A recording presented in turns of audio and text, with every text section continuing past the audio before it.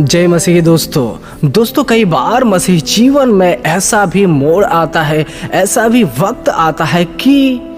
हमारे लाइफ में बहुत बड़ी प्रॉब्लम आ जाती है और जब हम उस मुसीबत से बाहर निकलने पाते हैं उसके बाद हमारे लिए एक और मुसीबत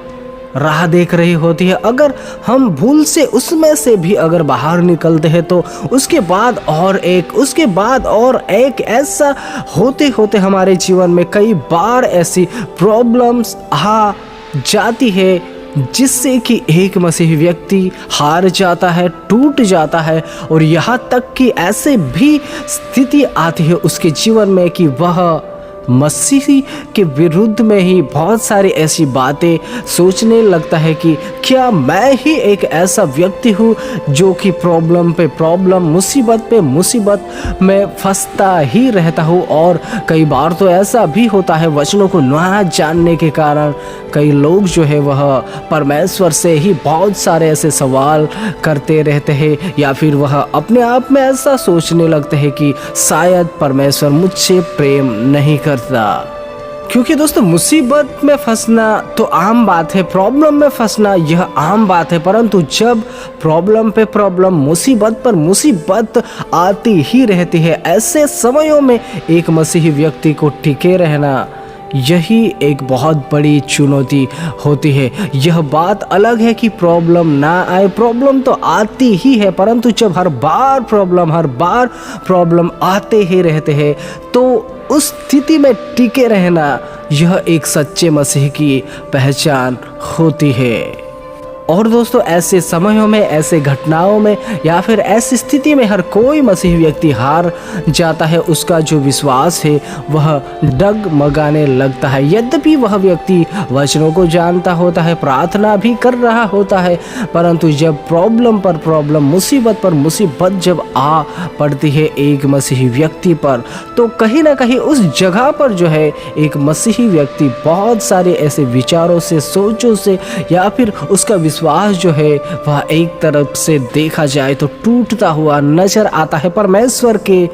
प्रति। कई मसीही भाई बहन तो यह भी सोचने लगते हैं कि शायद परमेश्वर मुझसे प्रेम नहीं करता होगा, शायद परमेश्वर की नज़र जो है वह मुझ पर नहीं होगी, नहीं तो मुझ पर जो ऐसी प्रॉब्लम आ रही है, ऐसी विपत्तियां आ रही है जो कि मेरे सहने से बाहर है, अगर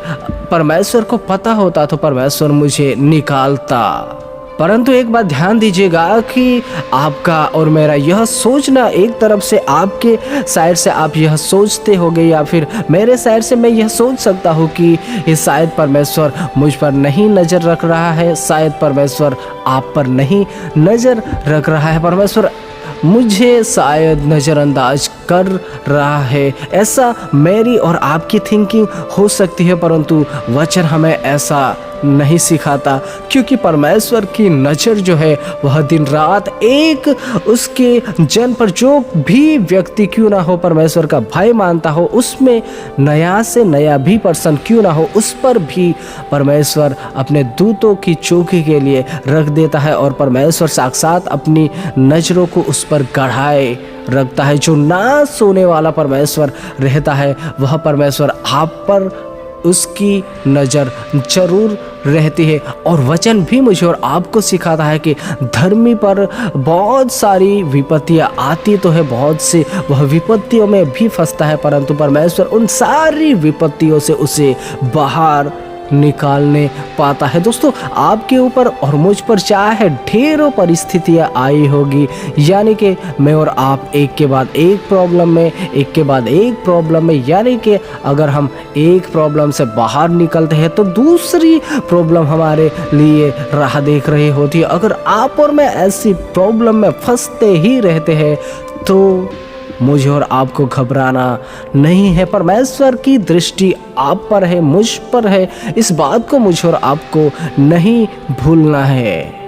और दोस्तों जब भी आपके ऊपर प्रॉब्लम आती है, मुसीबत आती है, उस वक्त अगर आप और मैं दृढ़ रहते हैं, मजबूत रहते हैं, विश्वास को कभी खोते नहीं हैं अय्यूब की तरह, तो आपको परमेश्वर दुगनी आशीषों से भर देता है, दुगने सामर्थ से, या फिर यूँ कहे कि परमेश्वर आपके जीवन में बहुत ही बड़े कार्य करता है, जिस प्रकार अय्यूब के जीवन में भी किए थे। परंतु यहाँ पर कंडीशन यह रहती है कि हमें हमारे विश्वास को खोना नहीं है, यानी कि हमारा जो भरोसा, हमारा जो फोकस है वह परमेश्वर से कभी भी हटाना नहीं है। चाहे मुझ पर और आप पर कई ऐसी विपत्तियाँ आए, कई ऐसी परिस्थितियाँ आए, परंतु उस समय में भी अगर मैं और आप